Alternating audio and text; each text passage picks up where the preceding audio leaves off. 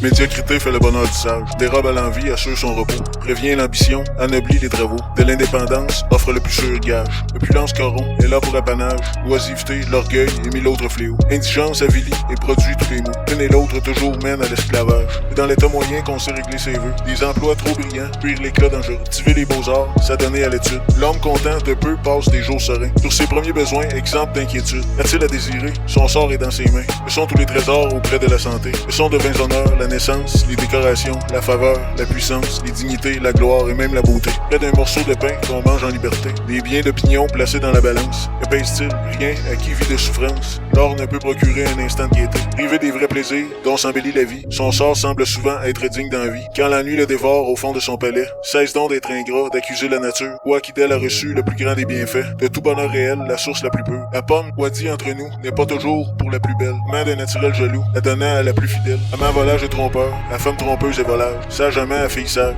la parleuse amant discoureur. Contrer les goûts des hommes, goût frivole, goût passager. Heureusement dans nos vergers, il est toujours assez de pommes. Le sylphe matinal qui verse à la rosée. Trop amoureux d'Ulysse, oublia ce matin de baigner l'humble fleur demi-morte et brisée. Une larme du ciel ranimerait soudain. Homme fait un amant avec sa fiancée. À quelques muses tristes ayant donné la main, cherchant la paix, pieds lents, tête baissée. Un poète le soir traversa le chemin. Toi amour mal éteint, toi douleur mal fermée. Pleurait en marchant sous l'ombreuse ramée. Une larme tomba de ses yeux sur la fleur demi-morte au pied du lys superbe, qui remplit bientôt parmi ses sœurs de l'herbe, son arôme champêtre et ses vives couleurs. Peut-être hier sur la feuillée, j'ai vu cette fille qui dormait. Mon âme alors s'est éveillée, avec l'amour qu'elle enfermait. Mes yeux n'avaient jamais encore sous le voile des vêtements vu cette neige qui décore ses membres souples et charmants. Mais cette femme est belle, laissant flotter leur or vermeil. Ses cheveux dont l'onde ruisselle lui font un manteau de soleil. La poitrine, comme la mienne, ne va pas en s'aplanissant, et sa gorge armoréenne monte en s'arrondissant. Comme une double colline, c'est comme un arc aventureux. Un double bouton illumine, ose à la bouche savoureux. Cette jolie fille s'éveilla confuse. Moi je m'enfuis, le trouble au cœur. Depuis le sommeil me refuse ses dons et je tombe en langueur. Quand j'ai vu pendant toute une semaine notre petit monde enivré de folle vanité, qui se bouscule et court et vole et se démène pour acquérir beaucoup d'or et de dignité. Quand j'ai vu le succès sourire aux fourberies,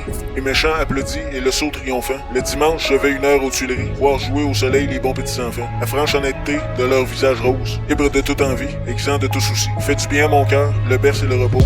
Enfin, si vous pouviez rester toujours ainsi. Lorsqu'Éole a dans leur caverne renfermé les tristes automnes, quand l'oiseau qui chez nous hiverne s'en va regagnant ses étangs. Ô doux printemps, ta jeune épouse, en souriant à tes amours, pour tes pieds nus sur la pelouse, tisse un vert tapis de velours. Elle serre en amour, cherche et rôde, alentour des fourrés épais, le lézard couvert d'émeraude, au soleil vient dormir en paix. Au sein des forêts reverdies, les nids de mousse et de duvet, remplissant de mélodies, comme si ma rose en rêvait. Les amoureuses baleines, des zéphyrs qui rident les flots, le muguet au bord des fontaines, agite ses petits grelots. Pour que plus belle elle éclate, la main d'un sylphe britannique est dans son corset écarlate, lancer la fleur du grenadier. L'eau habile dans les cascades, en faisant tourner les moulins, et donne ainsi des sérénades aux nymphes des bousquets voisins. Et le rêveur qui se promène entend parfois le chalumeau, paix dans un pauvre domaine, danser les filles du hameau.